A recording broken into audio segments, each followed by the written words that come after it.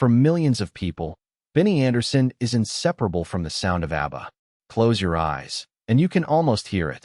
The piano, the shimmering melodies, the voices of Agnetha Faltskog and Annie Frid Lyngstad, and the unmistakable songs that turned four Swedish musicians into one of the biggest groups in music history. But behind that seemingly effortless happiness was a very different reality. ABBA's image was built around celebration, glittering costumes, packed arenas, #1 records, songs that could make an entire room dance within seconds. Yet by the early 1980s, the four people inside that extraordinary machine were living through profound changes in their private lives. Benny was not simply a member of ABBA. He was one of the architects of its sound, working alongside Björn Ulvaeus to create the music that defined the group. And for years, Benny's professional life was intertwined with his personal life in a way that few fans could fully understand. He and Annie Frid Lyngstad had been together for years before marrying in 1978. But their relationship eventually ended, with the couple divorcing in 1981.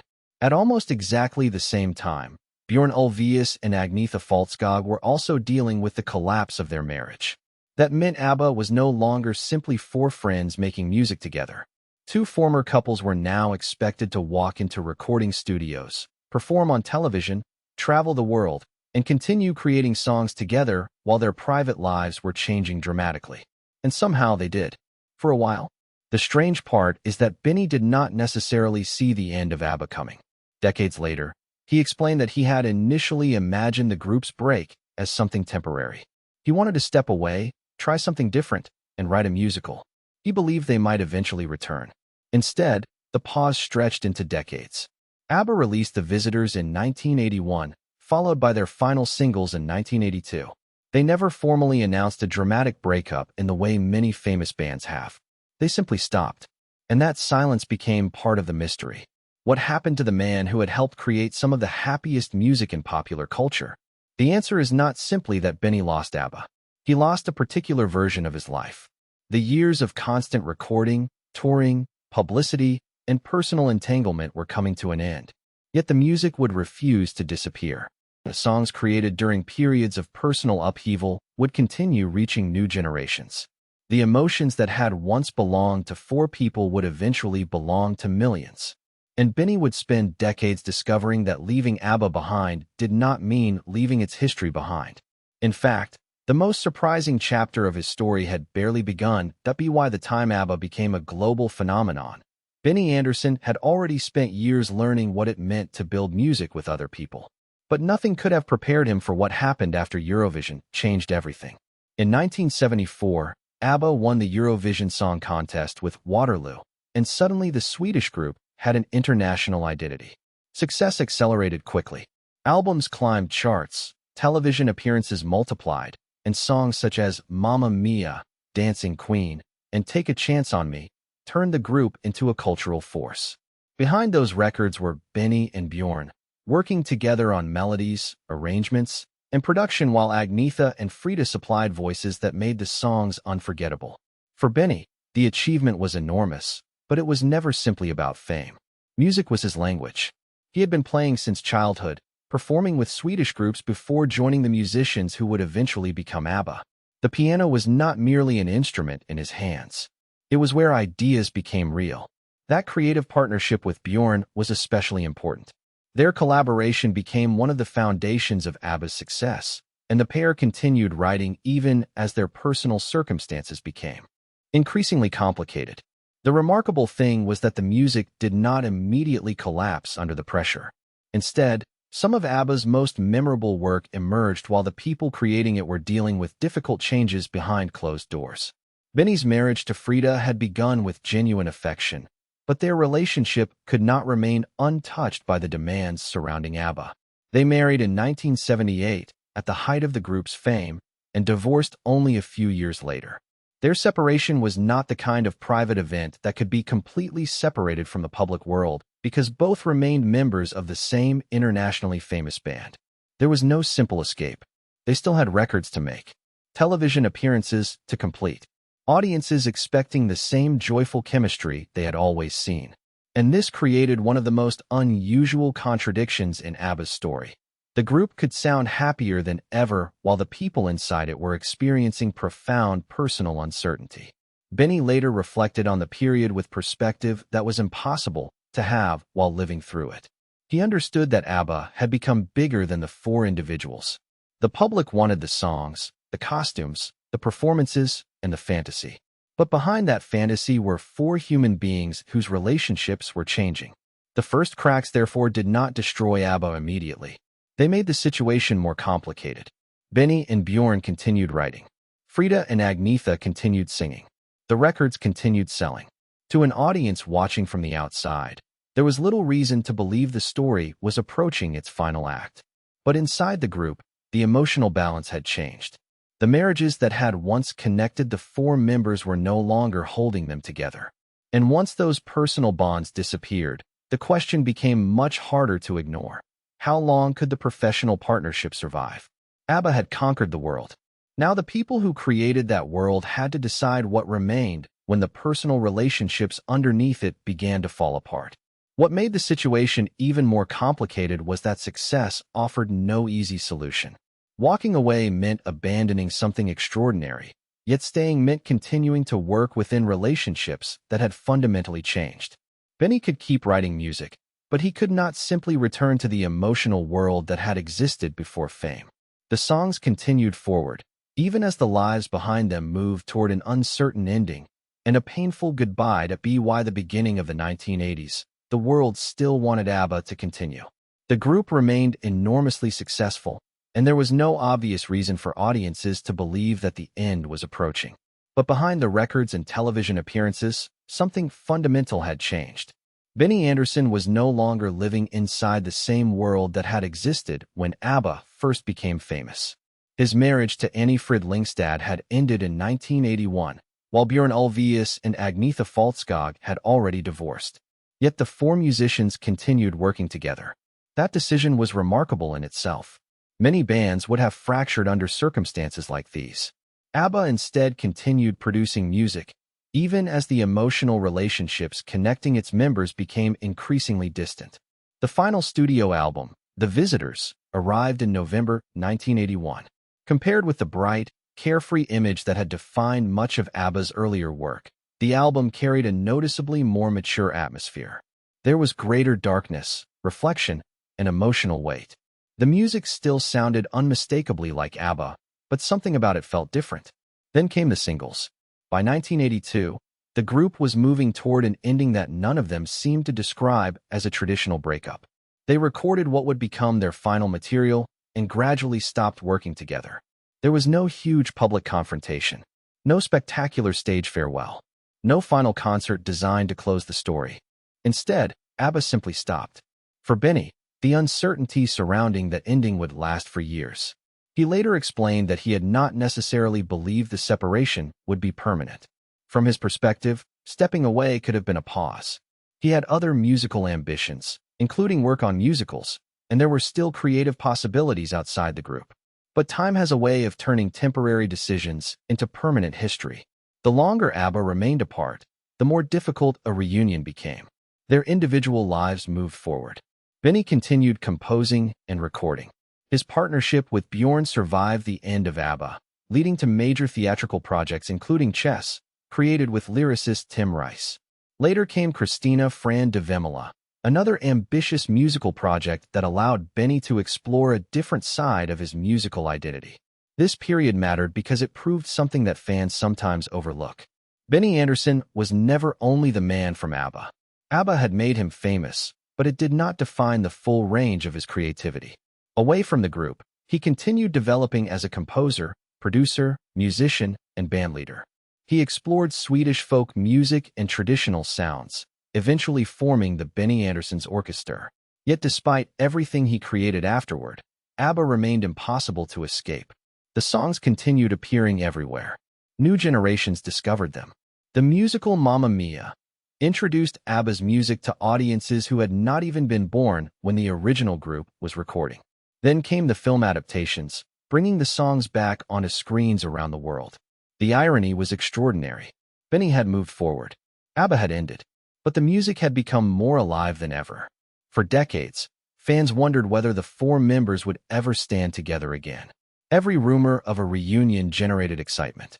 Every possibility seemed to disappear. Then, after nearly 40 years apart, something happened that almost nobody expected. In 2018, ABBA announced that they had recorded new music together. For Benny, it was more than a nostalgic reunion. It was proof that the distance of decades had changed the meaning of the group. The old relationships were gone. The old pressures were gone. The people themselves had changed. And perhaps that was precisely why they could finally return. But when ABBA actually stepped back into the spotlight, another question emerged.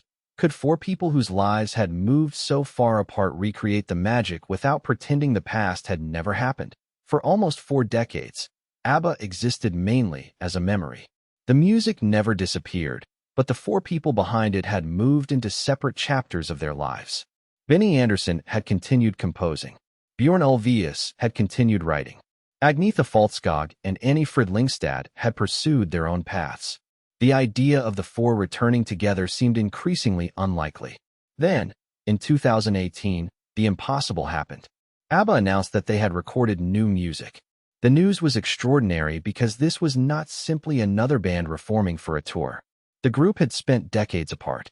Their original era had ended when the music industry looked completely different, and the world that had made ABBA famous had long since changed. Yet the four members had found a way back into the studio. The first new songs included I Still Have Faith in You and Don't Shut Me Down. Their release was eventually tied to Voyage, the album that would become ABBA's first studio album of new material in nearly 40 years. For Benny, the return carried an emotional significance that was difficult to separate from everything that had happened before. He was no longer the young musician trying to conquer the world. He was an older man returning to music with people who had shared one of the most extraordinary periods of his life. The reunion also changed the meaning of the original ending. For decades, ABBA's story had been interpreted as a tragedy of lost youth, broken marriages, and a band that could never recapture its past. But the reunion offered another possibility. Maybe the story had never really been about returning to the past. Maybe it was about finally being able to look at the past without being trapped inside it. That distinction mattered. The members were not attempting to recreate their younger selves. They were approaching ABBA as people who had experienced decades of life beyond the group. The tensions that once surrounded their marriages were no longer defining their daily existence. The immense pressure of being ABBA had changed into something closer to shared history. And Benny's relationship with Bjorn remained one of the strongest creative partnerships in the story. Together, they had written songs that survived changing musical fashions, changing technology, and changing generations. Their collaboration had begun long before ABBA became famous and continued long after the group stopped performing. The reunion, therefore, did not erase the painful years. It placed them in a different context. The world that once seemed to have ended had somehow become part of a much larger journey. When Voyage arrived in 2021, the response demonstrated just how powerful that journey remained. The album reached audiences around the world, while the ABBA Voyage concert experience allowed fans to encounter digital versions of the four members performing together. It was a remarkable conclusion to an extraordinary career. But there was something quietly revealing about Benny's return. He did not need ABBA in order to prove that he was still a musician. He had already spent decades proving that. What the reunion offered was something different, a chance to revisit a chapter of his life that had once ended without a clear goodbye. The emotional truth behind Benny's story is therefore not simply that ABBA broke apart. It is that life continued afterward. The marriages ended. The group disappeared. New music was written. New careers were built. Time passed. And eventually, the four people who had once seemed permanently separated discovered that they could share music again. That did not make the past disappear. It made peace with it possible. Yet the biggest question remained. Why did Benny, after everything that had happened, finally feel ready to return to the world he had once walked away from? The answer would reveal just how differently he now understood ABBA and himself. The answer is simpler and more human than the mythology surrounding ABBA might suggest. Benny Andersson did not return because he needed to relive his youth. He returned because time had changed what ABBA meant. When the group reunited to record Voyage, Benny was no longer the young composer whose private life was inseparable from the band's success. He had spent decades building another musical identity, working on musicals, orchestral projects, Swedish music, and countless compositions. ABBA was no longer his entire world. It was one extraordinary chapter of it.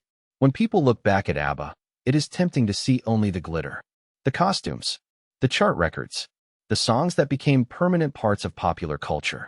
But Benny's story reveals what the photographs cannot show. Extraordinary success does not protect people from ordinary human pain. He experienced the collapse of a marriage while continuing to work with the person he had loved. He watched another ABBA marriage end. He saw the group that had conquered the world gradually disappear. And then he spent decades living with the knowledge that the music had survived even though the original moment had not. Instead of allowing ABBA's ending to become the end of his musical identity, Benny built another life. His later work demonstrated that the musician behind the famous songs had never depended entirely on nostalgia. He continued experimenting, composing, collaborating, and performing. In doing so, he transformed what could have become a story about loss into a story about reinvention. The reunion did not restore the past exactly as it had been. It created something new from people who had changed. That may be the emotional truth fans rarely consider. Sometimes closure does not come from forgetting what happened. Sometimes it comes from reaching a point where the past no longer controls the present. Benny could sit beside Bjorn again and create music. He could work with Frida and Agnetha again without needing to become the person he had been decades earlier. The circumstances were different. The world was different. They were different. For someone who had once lived at the center of global attention, perhaps the greatest victory was simply being able to remember those years without needing to return to them or recreate them in exactly the same way again. The story that began with four young musicians chasing a dream eventually became something much larger than a pop success story. It became a story about time. But time can also soften memories and give people enough distance to understand what once seemed impossible. For Benny Andersson, ABBA's greatest legacy may therefore not be the number of records sold or the number of songs remembered. It may be the fact that something which once seemed finished was eventually allowed to exist again, without pretending that nothing had happened. That is what makes Benny's story so compelling. Behind the extraordinary music was not a perfect life, but a complicated human one. The man behind those melodies experienced love, separation, uncertainty, reinvention, and finally reconciliation with a piece of his own past. ABBA gave Benny worldwide fame, but the years afterward gave him perspective. And perhaps that is the truth fans never knew they were hearing in the music all along. Sometimes the most powerful songs are not created because life is perfect, but because people keep creating even when it isn't. Which moment in Benny Andersson's journey surprised you the most? Share your thoughts in the comments. If this story moved you, hit like, subscribe, and turn on the notification bell for more untold celebrity stories.